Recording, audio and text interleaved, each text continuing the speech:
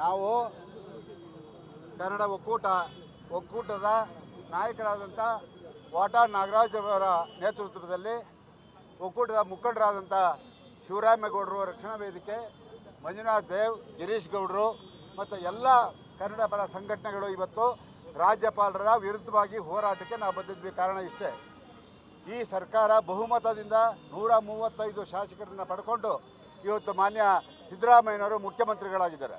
ಇವತ್ತು ಅವರ ಅಧಿಕಾರದ ಮೇಲೆ ಹುನ್ನಾರವನ್ನು ನಡೆಸ್ತಾ ಇರುವಂಥ ಈ ಬಿ ಜೆ ಪಿಯ ಕೈಗೊಂಬೆಯಾಗಿ ರಾಜ್ಯಪಾಲರು ಸಂವಿಧಾನವನ್ನು ಗಾಳಿಗೆ ತೂರಿದ್ದಾರೆ. ಒಬ್ಬ ಅಬ್ರಹಾಂ, ಅವನ ಹಿನ್ನೆಲೆ ಗೊತ್ತಿಲ್ವಾ? ಅವನೊಬ್ಬ ರೋಲ್ ಕಾಲ್, ಈ ರಾಜ್ಯದಲ್ಲಿ ಒಬ್ಬ ರೋಲ್ ಕಾಲ್ ಅಬ್ರಹಾಂನ ಮಾತನ್ನು ಕೇಳಿಕೊಂಡು ಅವನು ಕೊಟ್ಟಂಥ ದೂರನ್ನು ನೀವು ಇವತ್ತು ಮುಖ್ಯಮಂತ್ರಿಯವರ ತನಿಖೆಗೆ ಒಳಪಡಿಸಿದ್ದೀರ. ಅದರ ವಿರುದ್ಧವಾಗಿ ಮತ್ತು ಕೇಂದ್ರ ಸರ್ಕಾರದ ವಿರುದ್ಧವಾಗಿ, ಪ್ರಧಾನಮಂತ್ರಿ ವಿರುದ್ಧವಾಗಿ, ನಮ್ಮ ಗೃಹ ಮಂತ್ರಿಯ ವಿರುದ್ಧವಾಗಿ ಈ ಹೋರಾಟವನ್ನು ಮಾಡ್ತಾ ಇದ್ದೀವಿ. ಈ ರಾಜ್ಯವನ್ನು ನೀವು ಕೈಗೊಂಬೆಯಾಗಿ ಮಾಡ್ಕೋಬೇಡಿ.